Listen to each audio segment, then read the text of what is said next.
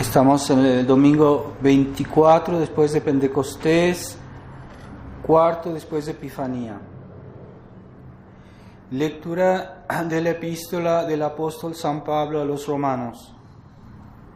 Hermanos, a nadie debáis nada, sino el mutuo amor, porque el que ama al prójimo ha cumplido la ley.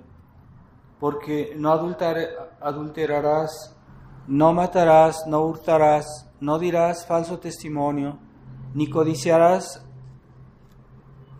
y cualquier otro mandamiento se resume en esta palabra: amarás a tu prójimo como a ti mismo. La caridad no hace mal al prójimo, pues así pues la caridad es la plenitud de la ley. Continuación del Santo Evangelio según San Mateo. En aquel tiempo subió Jesús a una lancha y le siguieron sus discípulos. De pronto se levantó en el mar una recia borrasca, hasta el punto de verse la lancha cubierta por las olas, y Jesús dormía. Acercáronse a él sus discípulos y le despertaron diciendo: Señor, sálvanos, que perecemos. Díceles Jesús: ¿de qué teméis, hombres de poca fe? Y puesto en pie, mandó a los vientos y al mar, y siguióse una gran bonanza, de lo cual, asombrados los presentes, decían: ¿quién es este a quien el viento y el mar obedecen?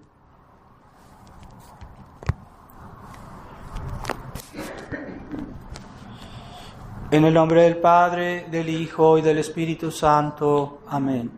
Ave María Purísima.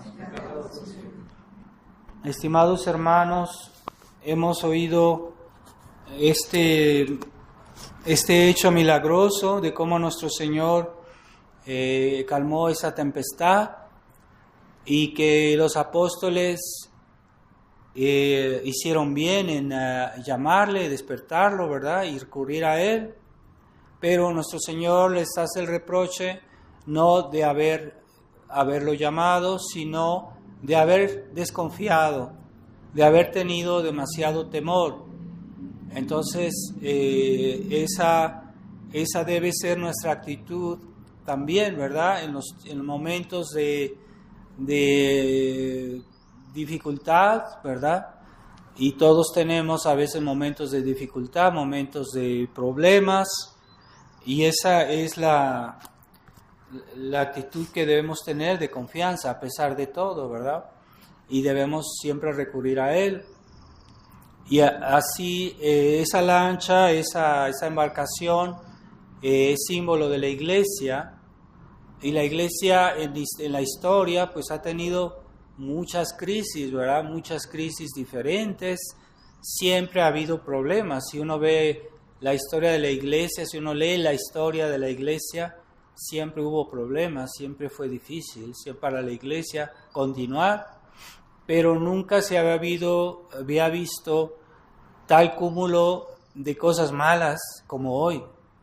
Así que realmente se puede decir que en la historia no ha habido una crisis tan grande como la que estamos viviendo nosotros, y de la cual los mismos cristianos son conscientes. O sea, no lo ven el problema. Muchos católicos no ven el problema. Esa ceguedad, ¿verdad? Porque todo está cuestionado hoy. Todo. Cuando hubo la crisis arriana, solo se negaba la divinidad de Cristo.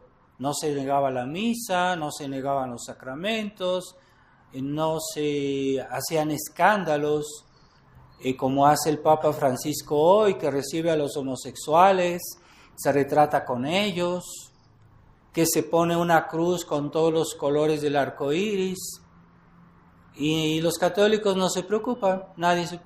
Dicen, algunos sí, dicen, es que eso no es normal, pero no se preocupan realmente. Entonces, nos han cambiado la misa, que hoy se nos pone una misa que hace perder la fe.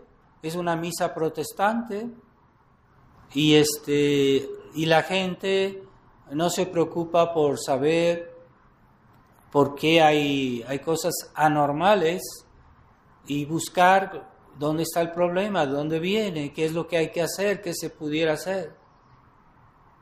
Entonces se ha vuelto esas misas, las verdaderas misas se ha vuelto muy escasas, raras. Hay pocos sacerdotes que dicen la misa, entonces hay pocas personas, a pesar de eso, que se preocupan por buscar un sacerdote que todavía dice la misa tradicional.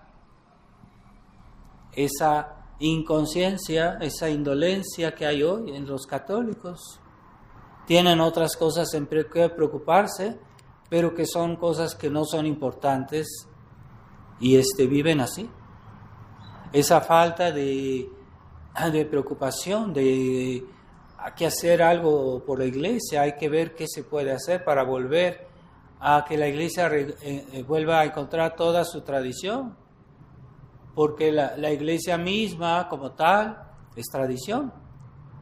Todos los elementos de la iglesia, los elementos esenciales de la iglesia son tradición, son una tradición, ¿verdad? El sacerdocio, los sacramentos, los mandamientos, todo es tradición, son tradiciones. Entonces, hay que preocuparse por eso, a ver cómo, porque si la iglesia continúa, entonces tenemos la posibilidad de salvar nuestras almas, la posibilidad de obtener el perdón de Dios, la confesión, los sacramentos válidos, ciertamente válidos, pero hay muchos sacramentos hoy que son inválidos porque o el mismo sacerdote no cree en lo que está dando. Por ejemplo, hay sacerdotes que no creen en la presencia real de Jesucristo en la Eucaristía, no creen. Entonces no consagran, dicen la misa, pero no hay consagración. Y así, algunos ya no creen en el bautismo y dicen que el bautismo es como una manera de ser miembros de una especie de sociedad que no está clara, pero no es el sacramento que perdona el pecado original, no es el sacramento que borra los pecados, ya no lo ven claro muchos sacerdotes. Entonces puede pasar que los sacramentos que dan son inválidos. Pero si nadie se preocupa por saber qué pasa en la iglesia, por saber qué hay que hacer, qué deberíamos hacer, de tratar de promover la tradición, de ayudar a la tradición, de ayudar a los sacerdotes que ya no tienen todas las garantías, porque los sacerdotes de la tradición que han salido, por ejemplo, de la Fraternidad San Pío X, pues en la fraternidad teníamos casa, teníamos comida, teníamos teníamos atenciones que ya no tenemos porque ya no estamos dentro de la sociedad. Entonces los fieles deben tomar conciencia que hay que ayudar a esos sacerdotes porque no tienen garantías, tienen que vivir. Y entonces hay personas que nunca se les ocurre preguntar al sacerdote, ¿necesita algo? Lo podemos apoyar, porque de eso depende que el sacerdote pueda continuar. No esperar. Hay personas que creen que apoyar al sacerdote es ir a misa. No, eso no es apoyo. Asistir a la misa está bien, pero apoyar al sacerdote no es por el hecho de ir a misa. A veces hay que apoyarlo de otras maneras, hay varias maneras de apoyarlo. Entonces, si la tradición se vuelve más rara, hay más raros los sacerdotes, es porque también hay que apoyar a los pocos que quedan, que todavía dicen la misa católica, 100% católica, y rezar por las vocaciones, hacer sacrificio, oraciones para que Dios suscite vocaciones y apoyar las vocaciones, porque tener un seminario, todo eso cuesta dinero, mucho dinero. Entonces, no basta decir es que yo pienso así, yo pienso bien. No. Hay que hacer algo para salvar a la iglesia. La iglesia de todos modos tiene promesa de nuestro Señor que no va a ser destruida, pero sí puede ser disminuida a un pequeño número, eso sí. Pero si queremos que nuestras familias, los niños de nuestras familias tengan en el futuro la misa, los sacramentos, pues debemos promover la tradición, debemos ayudar a la tradición. Hay que hacer algo. No basta decir, es que ya fui a misa. Hay que hacer algo. Entonces, ciertamente los apóstoles recurrieron a nuestro Señor, le pidieron su ayuda, pero esa oración es un aspecto, ¿verdad? Porque también hay que hacer algo, ¿verdad? Hay que hacer algo más que rezar. Entonces, debemos tener conciencia de los problemas, porque si no tenemos conciencia de los problemas, ¿cómo podemos encontrar soluciones? Entonces, hay personas que se dan cuenta que el mundo está mal, que hay problemas en la iglesia, que incluso hablan de una crisis de la iglesia, pero no tratan de comprender bien, de comprender mejor, y sobre todo, ¿qué nos pide Dios en esta situación? ¿Qué nos pide Dios? ¿Qué debemos hacer? Pues yo voy a rezar. Está bien rezar, pero no es suficiente. Hay que hacer algo más, ¿verdad? Entonces, hay varias necesidades para la iglesia, entonces hay que pensar en todo. Es que el Padre va a hacer eso. No, es que el Padre no puede hacer todo sin la ayuda de los fieles. El Padre no puede hacer todo solo, ¿no? Entonces, así es. Entonces, todos debemos hacer algo para que la iglesia, para por lo menos que la tradición no desaparezca, ¿verdad? Y hay una obligación, ¿verdad? Cuando vemos una persona que se está muriendo de hambre, enseguida comprendemos, ¿verdad?, que hay que darle algo de comer. Pero no es suficiente para esa persona. A lo mejor necesita un lugar donde vivir, que vestirse, tal vez necesita atenciones médicas, todo eso. Entonces hay que tomar conciencia, que saber ayudar. Pero nuestro Señor está presente en su iglesia, sí, es verdad, pero hay que llamarlo también. Hay que, como hicieron los apóstoles, lo despertaron, ¿verdad?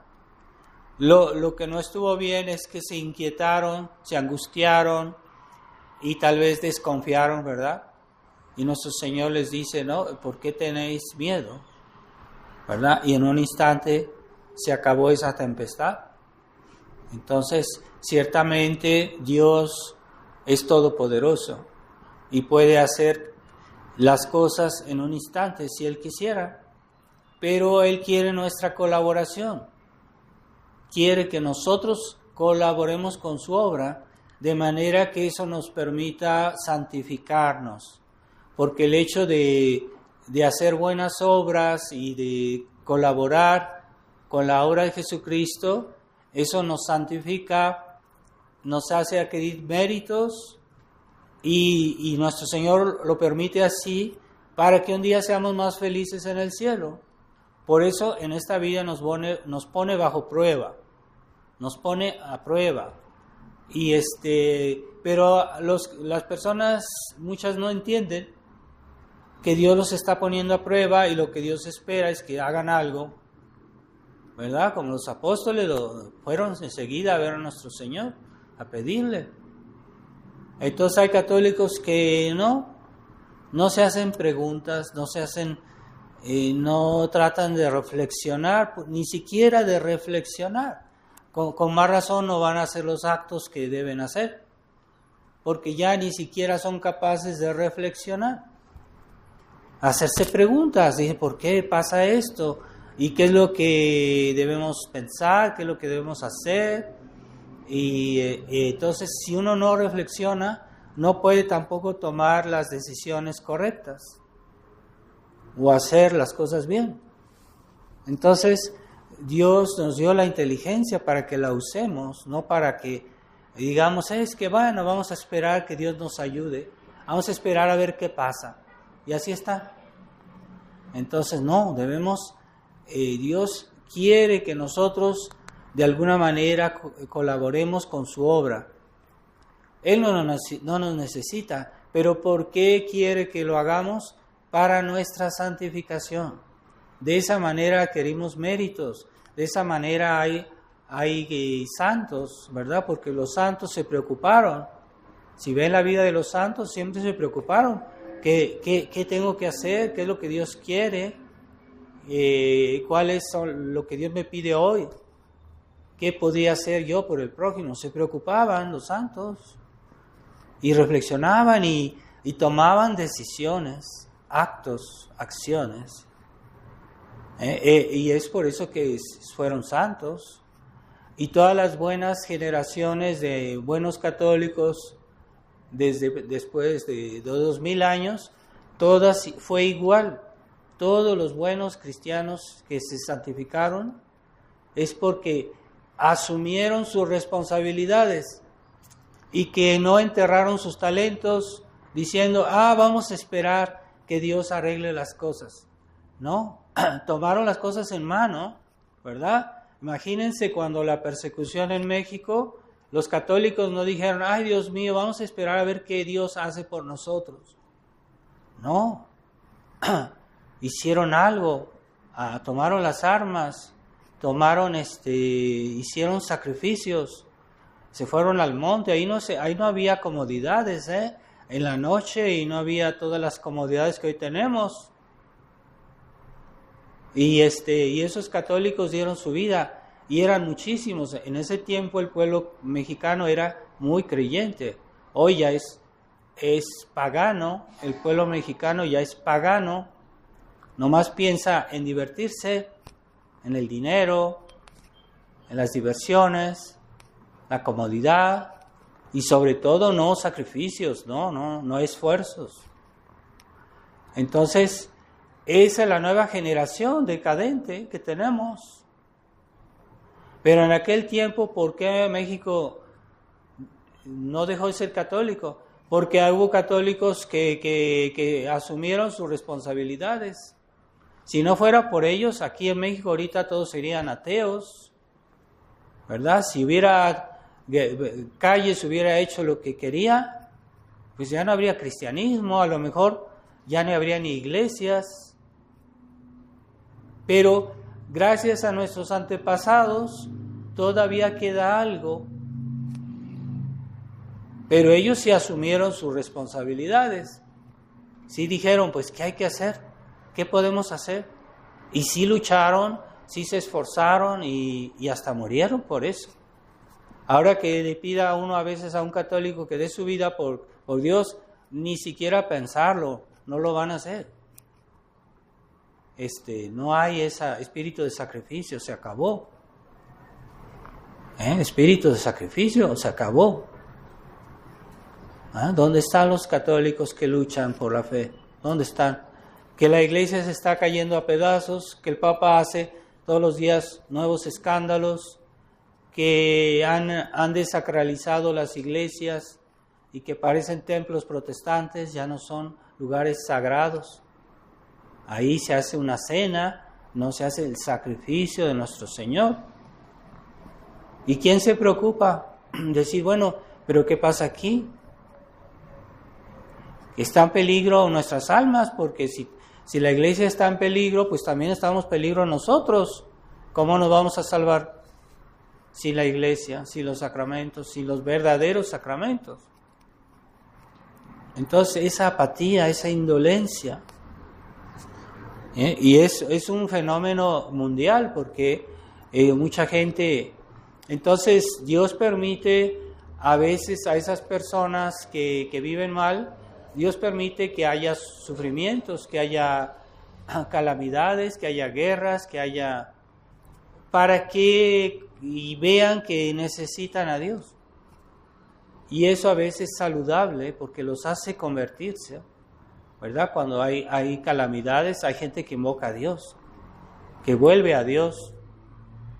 Pero no era necesario que pasara eso si la gente ya antes dijera, bueno, pues aquí hay algo que no va, vamos a hacer algo, vamos a tratar de volver a Dios, vamos a tratar de rezar, vamos a tratar de promover la tradición, de ayudar la tradición, de apoyar a los sacerdotes que están solos y que no tienen una seguridad, no tienen un apoyo de su congregación, viven.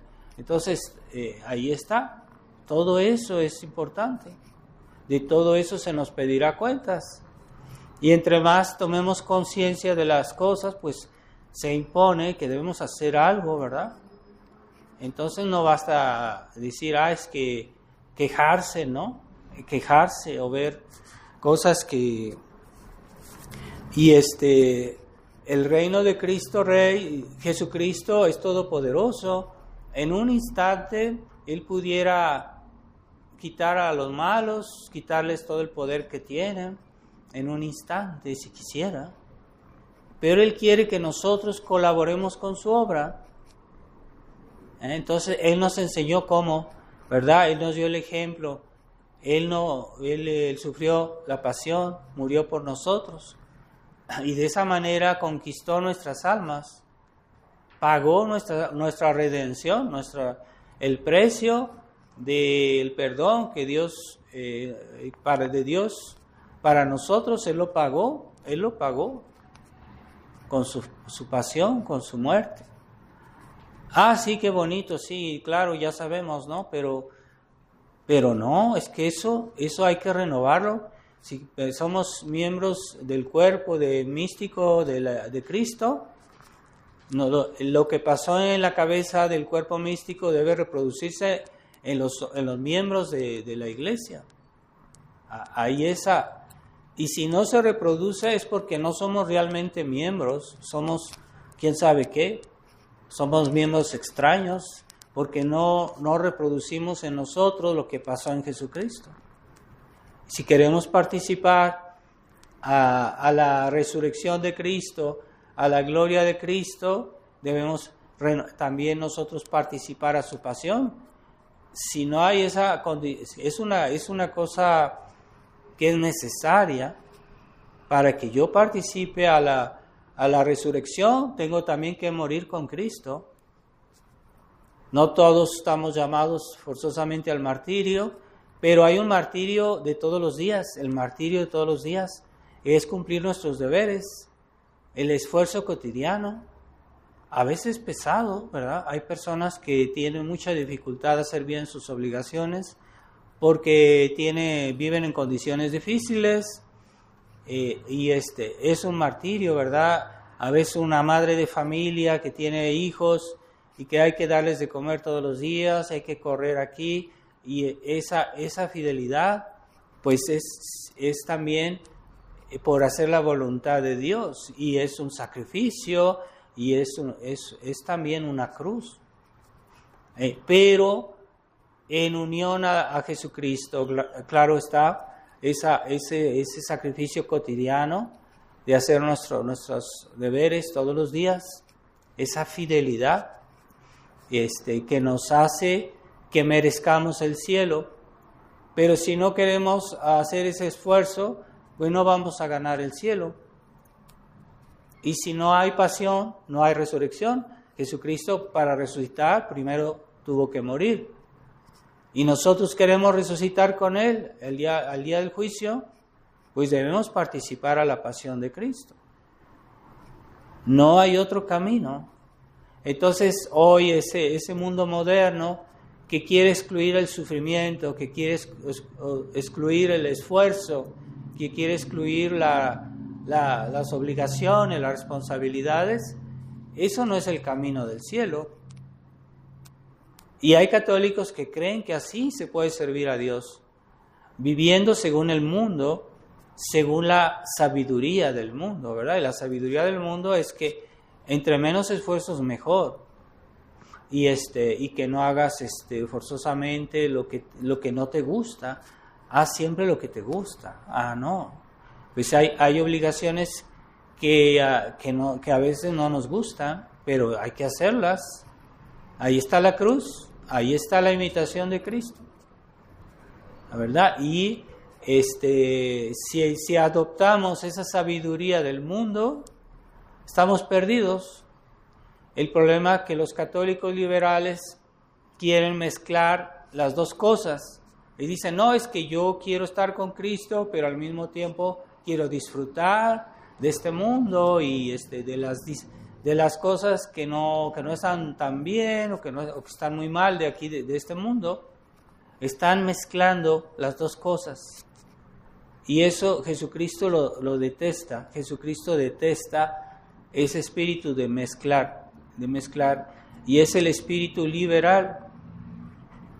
Y muchos católicos así tienen ya ese espíritu liberal. Entonces quieren, sí, la cruz, pero una probadita, nada más. No quieren asumir toda su cruz. Pero al mismo tiempo, así, pues yo también voy a nomás preocuparme de comer cosas buenas, de disfrutar, de no quebrarme la cabeza, por ejemplo, en mis obligaciones, cómo debo hacerlas bien. O que en la familia, ¿verdad? Los padres que no quieren asumir todas sus responsabilidades respecto a los hijos, que quieren ser padres, pero no hacen todo lo que deberían. Y que de todos modos Dios les pedirá cuentas. Que es que yo no quiero problemas, yo no quiero pensar. De todos modos Dios te pedirá cuentas, de todos modos. Aunque tú no lo pienses, aunque tú no lo quieras pensar, aunque tú quieras preocuparte, de todos modos Dios te pedirá cuentas. De todo, no de algo, no, de todo te pedirá cuentas. Y hay cosas que yo no pensé porque no me preocupé por pensar. Entonces hay cosas que yo hubiera sabido, pues si me hubiera preocupado, si me hubiera molestado en ver cómo Dios quiere que yo haga esto o que no haga aquello, no quise preocuparme, no quise buscar para ver cómo debo hacerlo. De todos modos Dios te pedirá cuentas. De todo. Entonces el juicio de Dios es tremendo porque Dios nos pedirá cuentas no solo lo que hicimos mal, sino de las consecuencias. Las consecuencias de nuestras omisiones en nuestros hijos o en los nietos, en los bisnietos, etcétera, etcétera, etcétera. Porque lo que hoy se hace lleva consecuencias no solo después, aquí inmediatamente, sino a veces hasta más después. Tiene consecuencias, eso puede tener consecuencias en generaciones y de todo eso se pedirá cuentas. Dicen que hubo un hombre que escribió malos libros y que fue al infierno y que cada vez el fuego que tenía él aumentaba. ¿Y por qué aumentaba? Porque sus libros se continuaban a reeditar y a reimprimir y mucha gente más los leía. Entonces, en su tiempo él, tal vez no mucha gente leyó sus libros, pero después sí, un siglo después, 2 siglos después, 3 siglos después, ese libro se continuaba a leer y seguía haciendo daño. Entonces el fuego que tenía él en el infierno continuaba a aumentar. Esas son las consecuencias de los actos, porque la gente es muy miope y solo dicen, es que yo hice mal a fulanito o yo no eduqué bien a mis hijos y ya. No es así. Hay consecuencias. Incluso en otras personas, que el ejemplo, y etcétera. Tiene consecuencias. Por ejemplo, los padres que no quieren tener hijos. Eso puede tener consecuencias. San Bernardo, me parece que era el 12º hijo, o incluso más. Es que esa familia tuvo muchos hijos. Y el último fue San Bernardo. Fue un gran santo. Si los papás hubieran querido limitar el número de hijos, pues no habría San Bernardo. Y el bien que hizo San Bernardo, que salvó tantas almas, que hizo tanto bien a la iglesia, no se hubiera hecho. Las consecuencias del egoísmo de los papás son enormes. A veces, quién sabe si hubieras tenido un hijo más grande, o un hijo más, una hija más, tal vez hubiera sido un santo. Y tú no lo quisiste tener por egoísmo. Pues Dios te pedirá cuentas de eso. Que no, es que yo no pienso en eso, yo no me preocupo, no me voy a quebrar la cabeza. De todos modos, Dios te pedirá cuentas de las consecuencias de tus actos, aunque sea dentro de 1000 años. Tus consecuencias de tus actos a veces pueden tener efectos en mucho tiempo, pero no lo ven porque no quieren pensar, la flojera de pensar, la negligencia. De todos modos, Dios pedirá cuentas de eso. Aunque tú no te preocupes, aunque no te quebres la cabeza, de todos modos Dios te pedirá cuentas, de todo. Jesucristo dijo, hasta tus cabellos están contados. ¿Qué quiso decir? Que Dios no olvida nada. Dios no olvida nada. En esta vida nos da mucha libertad, pero cuidado, se nos pedirá cuentas del uso que hemos hecho de nuestros actos. Así que Jesucristo vino a salvarnos, pero quiere que nosotros colaboremos con su obra. Entonces Jesucristo es rey, pero no es rey de los flojos, no es rey de los inútiles, de los que no hacen nada. No, Él no es rey de esos. Él es rey de aquellos que colaboraron con su obra y que también asumieron su cruz. Entonces, rey de los santos, de los grandes santos que practicaron la virtud a un grado heroico, pero también rey de los buenos cristianos que eran santos también, aunque no fueran grandes santos, pero eran santos cristianos y también se colaboraron con él. El que quiera llevar la cruz conmigo también va a participar a mi resurrección y a mi gloria. Entonces, esa participación al reino de Cristo. Un rey tiene sus soldados, tiene sus representantes. ¿Y dónde están? ¿Quiénes son? Aquellos que siguen el ejemplo del rey. En la iglesia es así, ¿verdad? Queremos estar unidos a Cristo, debemos seguir su ejemplo. Entonces, hemos festejado hace poco la fiesta de Cristo Rey, pero una semana después está la fiesta de todos los santos, y ayer la conmemoración de los fieles difuntos. Pues eso es la conquista de Cristo. El rey, pues ¿de quién? ¿De quién? Pues rey de los santos, rey de los miembros de la iglesia que son santos por la gracia, aunque no sean grandes santos, pero también son santos. Los buenos cristianos que están en estado de gracia son santos en un sentido largo de la palabra. Y las almas del purgatorio, pues también son la conquista de Cristo, porque son almas que ya están salvadas, pero todavía tienen que expiar sus pecados y todavía no pueden entrar al cielo, pero ya sabemos que van a ir al cielo. Entonces ya están salvados y son también la conquista de este Rey, de Cristo Rey. Entonces, ¿nosotros dónde estamos? Ahí está la pregunta. ¿Somos también buenos súbditos de este Rey o no? ¿Verdad? Queremos un cristianismo a nuestra medida, que nos sea cómodo, que no nos incomode. Entonces, yo no sé, eso no agrada a Jesucristo. ¿En qué situación estamos? ¿Verdad? ¿Qué hacemos por Él? No, Dios nos pide preocuparnos en esta época de crisis. Hay que hacer algo, ¿verdad? Lo más fácil es rezar. Entonces recemos, es lo más fácil, pero hay otros que han dado su vida, ¿verdad? Por su fe, que han hecho esfuerzos, sacrificios. Entonces, hoy todo lo que representa un sacrificio ya es excluido. La gente no quiere esfuerzos, no quiere todo lo que representa una pena, un sufrimiento que hay que asumir por el amor de Cristo. Ya la gente no lo ve con interés.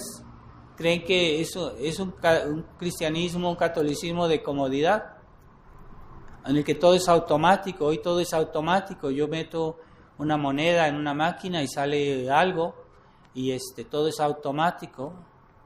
Yo pago y ya tengo mi mercancía. No es así en la vida cristiana. Es que yo soy católico, entonces voy a ir al cielo. No es automático. Tienes que vivir tu vida cristiana. Tienes que asumir tus responsabilidades en el estado que estás. Según el estado que tienes, algo. Si eres casado, incluso los hijos también deben obedecer a sus papás y respetarlos. Y no es automático. Es porque yo estoy bautizado que voy a ir al cielo. No es automático. Y a veces es difícil, porque a veces para hacer bien las cosas hay que reflexionar, hay que informarse, hay que buscar soluciones. No es fácil a veces, ¿verdad? Por ejemplo, un padre que tiene hijos problemáticos, no es fácil para ellos ayudarlos, ¿verdad? Tal vez no los educaron como debían cuando eran pequeños, pero después de todos modos tiene que preocuparse por eso y buscar soluciones. Es que yo le dije, bueno, ya. No, es que piensa bien las cosas, cómo debes hacerlo. Y eso forma parte del deber. Por eso Dios nos dio la cabeza para pensar. Hay personas que no quieren hacer ese esfuerzo de reflexionar, de informarse, de preguntar, pedir un buen consejo, a veces a un sacerdote, pero a veces hay buenas personas, buenos cristianos que nos pueden también dar un buen consejo, ¿verdad? Entonces, si uno no tiene la iniciativa, no va a haber soluciones. Y Dios no quiere hacer todo en nuestro lugar. ¿Por qué? Porque Él quiere que nosotros también merezcamos el cielo. Ese es el plan divino. Pero yo no voy a cambiar el plan divino, no lo puedo cambiar. Dios no se va a adaptar a mí. Soy yo que me tengo que adaptar a Dios. Entonces, hay personas que se hacen una idea de su religión, según su gusto, según su manera de ver las cosas, y creen que tiene que ser así. No, estás en la ilusión. Te vas a estrellar a momento dado. Y Dios no está obligado de seguir tus caprichos o tus imaginaciones. Dios no está obligado. Y nos dio suficiente luz, suficientes medios para que encontremos la verdad. Pero si tú no te preocupaste por ejercer esos medios que Dios te dio, es tu problema, es tu responsabilidad. Dios te pedirá cuentas de no haber hecho lo que debiste hacer. Entonces, hay personas que creen que todo, simplifican su vida cristiana y creen que solo es una cuestión de rezar. Sí, también es importante rezar. Y quieren simplificar sus obligaciones, pero a veces no es así la realidad. Entonces hay que ver, no toda situación es igual, así que cada familia, cada persona tiene diferentes problemas y tiene también un camino diferente, pero hay que ver qué es lo que yo puedo hacer. Y no solo el hecho de hacer el mal, sino también el hecho de que tenemos la obligación de hacer el bien. Entonces, nuestra religión no es solo una religión de prohibiciones. No hagas esto, no hagas aquello. No, es una religión de mandamientos. Haz esto, haz aquello. Y si no lo haces, aunque no le hagas mal a nadie, aunque no robes, que no mates, deberías haber hecho eso y no lo hiciste. Pecado de omisión. No tienes imaginación. Es que no ejerces tu imaginación para decir, voy a hacer mejor las cosas. Es que yo hago solo lo que es mi deber. No. Haz el bien que puedas, todo el bien que puedas. Y cuando uno no hace el bien, también peca. O sea, tú puedes hacer el bien y no lo haces. Es que no estoy obligado. Sí, hay una obligación de caridad también.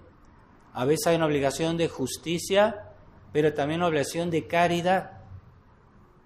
Es que yo nomás hago lo que es necesario para salvarme, lo que estoy obligado. No, si puedes hacer a lo que no estás obligado, pues hazlo. Eso es santidad. Los santos no se hacían esas preguntas de decir, bueno, es que a eso estoy obligado, eso no estoy obligado. Con que me salve, con que vaya al cielo. No, decían, aunque yo no estoy obligado, voy a hacer lo que no estoy obligado por el bien de los demás, de la gloria de Dios, por el amor de Dios. Hay que ejercer la imaginación. ¿Qué pudiera hacer yo mejor? Es que no usaste tu imaginación. Dios te dio la imaginación y no la usaste. No te pusiste a pensar en la posibilidad de hacer algo bueno, algo mejor, algo que sale de lo normal. ¿Por qué no? Entonces, esa falta de inventiva también en la vida cristiana. Entonces, no decirse, es que con que yo viva en estado de gracia, está bien. No es suficiente. Es cierto que a personas, hay quienes Dios les dio más talentos, que son más inteligentes que a otros, que tienen capacidades para ciertas cosas. Bueno, cada quien, según lo que tiene, que con eso lo ejerza, ¿verdad? Y ya con eso, Dios no le pedirá más, ¿verdad?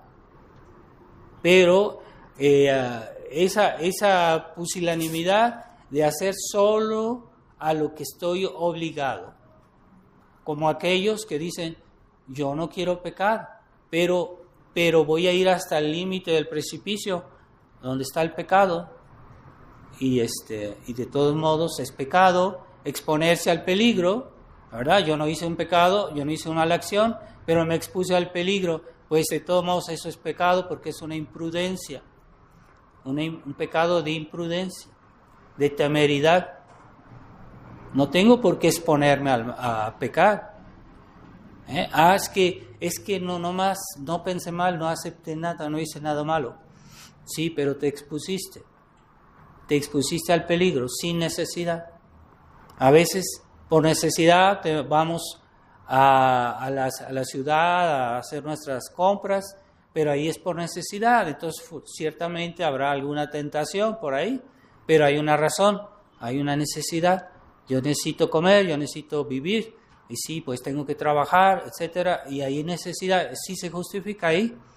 No es un peligro grave, no hay que nunca exponerse a un peligro grave, pero hay peligros leves y en los cuales a veces no son inevitables, ¿verdad? Pero no tenemos por qué exponernos a peligros graves. Es pecado.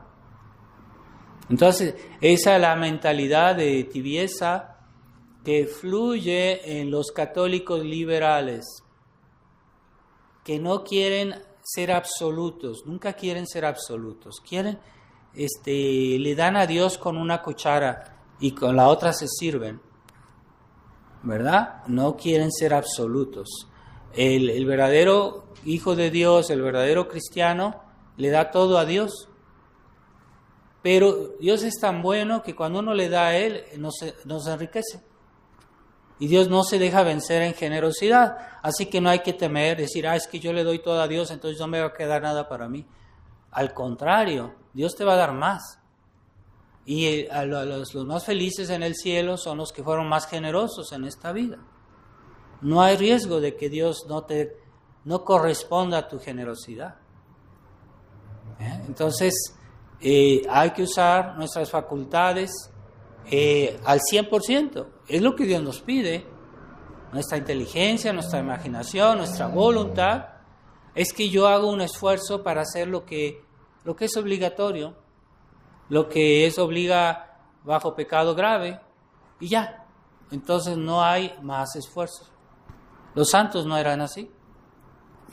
Entonces, es bonito festejar estas fiestas de todos los santos, que fui ayer, y ayer fue la fiesta de los fieles difuntos. Son fiestas muy interesantes y mucho que meditar, pero la Iglesia nos propone todas las fiestas durante el año litúrgico, porque la Iglesia es la pedagogía de la Iglesia que nos da todas estas fiestas para ayudarnos a reflexionar y ver todos los aspectos de nuestra religión. Entonces no basta que pensemos así en una fiesta, debemos sacarle el provecho. ¿Y qué fruto yo debo sacar de esta fiesta? Fiesta de todos los santos quiere decir que yo estoy llamado a ser santo también. Fiesta de conmemoración de los fieles difuntos, ¿qué quiere decir? Que debo rezar por los difuntos porque tienen necesidad. No se me ocurrió. Tenemos la obligación de rezar por los difuntos, ¿cómo no? Es que yo rezo por mi familia, si me acuerdo. Entonces no voy a pedir que a un padre que diga una misa por mi familia, por mis difuntos, ¿por qué no? ¿Sí? Es una manera la mejor manera de ayudar a los difuntos. Una misa vale más que 1000 rosarios. Una misa es el sacrificio de Cristo. Hacer decir una misa de vez en cuando por nuestra familia, nuestros difuntos. No digo todos los días, pero de vez en cuando, sí. Y así estamos sacando el fruto de lo que la Iglesia nos propone. Que hemos festejado la fiesta de Cristo Rey. ¿Qué quiere decir?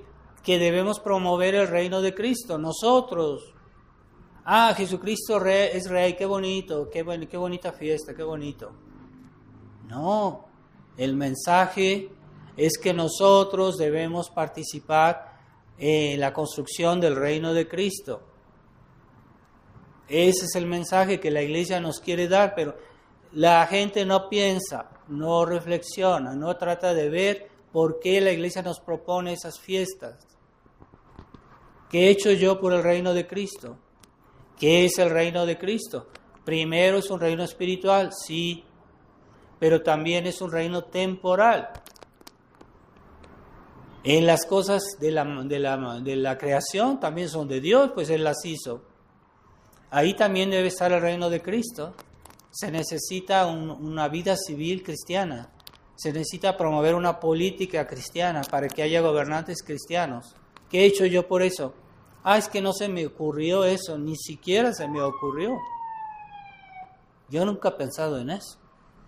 No tienes imaginación. No ejerces tu imaginación. Hay que despabilarse. De todos modos, Dios te pedirá cuentas. ¿Tú no piensas? Pues qué cómodo, qué fácil, pues sí. Pero no se me olvida que tengo que comer cosas ricas.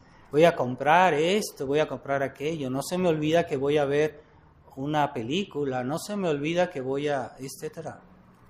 Eso no se les olvida. Hoy la gente vive así. En cuestiones de dinero no perdonan. Si alguien le debe un dinero, no perdonan, sí. Pero en las oraciones, voy a tratar, voy a ver si puedo, a ver si. ¿verdad? Así. Y que sería lo que es más importante. En sí es más importante. Entonces, pidamos por los difuntos. En este mes de noviembre es muy importante. Ellos son almas abandonadas porque no pueden rezar por sí mismas. Entonces tienen que expiar sus pecados que de esta vida los tienen que expiar. Y los únicos que los pueden ayudar somos nosotros. ¿Y por qué Dios hizo así las cosas? Para que ejerzamos la caridad, para que tengamos la oportunidad de ejercer la caridad con esas personas. Es que no pensé, es que no sabía. Decía, no te preocupaste por saber, no te preocupas por conocer tu religión, no te preocupas por leer libros que te explican qué es tu religión. Eso no te excusa del hecho de que no lo hayas hecho. De todos modos, Dios te pedirá cuentas. Es una obligación pedir por los difuntos. Entonces, en este mes podemos ganar la indulgencia si vamos todos los días, del día 1 al día 8 de noviembre, podemos ganar una indulgencia plenaria aplicable a las almas del purgatorio. Si vamos a un cementerio y recitamos por un Padre Nuestro, un credo por las almas del purgatorio. Y si no, pues podemos ir a alguna iglesia, de preferencia tradicional, no de las iglesias feas, modernas, y rezar un ratito ahí, ¿verdad? Sin participar a la nueva misa, a los nuevos ritos, simplemente de rezar por esas intenciones, por los difuntos, y ofrecer nuestro rosario. Hay muchas oraciones que son indulgenciadas, podemos ofrecer esas oraciones, ¿verdad? Es que no pensé, nunca había pensado en eso. Pues si nunca te has preocupado por saber, por conocer tu religión, ¿crees que ser católico es nada más ir a misa y ya después ninguna preocupación? No. Entonces, esta vida no es para disfrutar. Ese es el ideal de los mundanos. Esta vida para disfrutar. San Agustín dice, la diferencia entre los buenos cristianos y los malos cristianos es que usan de esta vida. Los malos cristianos disfrutan de esta vida, y mientras que los buenos cristianos usan de esta vida para ganar el cielo, y no como un objetivo, es un medio. Pero los malos cristianos tibios, cristianos liberales, para ellos esta vida es un objetivo, hay que disfrutar, y no es como decir, yo uso de los bienes que Dios me da en esta vida para ganar el cielo. Es otra manera de ver las cosas, ¿verdad? Y esa es la mentalidad de la mayoría de los católicos de hoy, es que a esta vida hay que disfrutarla. Si Dios me dio algo, pues hay que disfrutarlo. Pero no, es que es como hay que usarla sin apegarse a esas cosas. Sí. Entonces, también hay una deformación de el festejo de la Día de Muertos. En México, en otros tiempos, se iba a rezar el rosario el Día de Muertos. La gente iba a las tumbas de sus difuntos y decían un rosario, ponían flores, pero también decían una oración, ¿verdad? Y eso sí les beneficia a las almas del purgatorio. Pero hoy se ha deformado esa fiesta y se ha vuelto una especie de fiesta pagana que está cerca del Halloween, que se parece más al Halloween que a otra cosa. Y esos altares que dicen altares de muertos, que es una tradición que viene de Oaxaca, porque en Oaxaca todavía hay muchas tradiciones indígenas, paganas, que no son cristianas. Y entonces, en tiempo de San Agustín, había gente que hacía lo mismo, que iba a las tumbas y les ponía comida y les ponía cosas que los muertos no necesitan, no les sirve de nada que les pongan ahí comida. Y entonces San Ambrosio, que era obispo de Milán, y que ahí estaba en ese tiempo San Agustín, prohibió esas cosas. Dijo, prohibido que hagan ese tipo de ofrendas, que les pongan comida a los muertos y que eso es puro superstición. Bueno, ahorita han revivido eso en México, que no es una tradición de México, es una tradición que estaba en Oaxaca, pero la han generalizado en todo el país. Esos altares de muertos no tienen sentido. Tiene más sentido ir y decir el rosario. Eso sí les hace provecho a los muertos. Si lo necesitan oraciones, sí les sirven el rosario, ir a rezar por ellos. Entonces también hoy visten a los niños, les ponen caras de calaveras en ese día, y entonces es una fiesta pagana, se ha vuelto el Día de Muertos una fiesta pagana. En otros tiempos en México no se festejaba así, pero eso es nuevo. Y nos quieren hacer creer que es una tradición mexicana, pero eso data de algunos años, ¿verdad? Entonces hubo a principios del siglo XX un dibujante que se llamaba Posadas, que hizo unos dibujitos de calaveritas así como cómicos, y de ahí sacaron eso y empezaron el Día de Muertos a vestir a los niños con caras de calaveras, caras de muertos, como si fuera algo bonito, pero no. Sí, la muerte no es algo bonito. Entonces se vuelve una especie de superstición todo eso. Y ya nos dicen que es una tradición mexicana. No, eso es nuevo. Y está calcado sobre la cuestión del Halloween, que es la fiesta de Satanás. Entonces, que festejan todos los satanistas del mundo ese día, que no es una fiesta cristiana, pero a la gente le parece interesante todo eso, y los medios de comunicación que no son cristianos promueven esas cosas para deformar el sentimiento popular, y están haciendo daño. Entonces, si uno se deja influenciar por eso y adopta esas cosas, uno está mal, no da el ejemplo como cristiano. Entonces, no. Sí, en otros tiempos en México el Día de Muertos era un día importante, pero se iba y se rezaba por los muertos, se iban a misa o se iba al cementerio y se rezaba por los difuntos, ¿verdad? A veces simplemente como una cuestión, como digamos, para divertirse, hacían calaveritas de azúcar, pero era como una broma, era como un chiste, pero no se tomaba en serio eso, y se hacía eso. Eso sí es una tradición mexicana, pero no es con un mal sentido, sino simplemente como una especie de broma.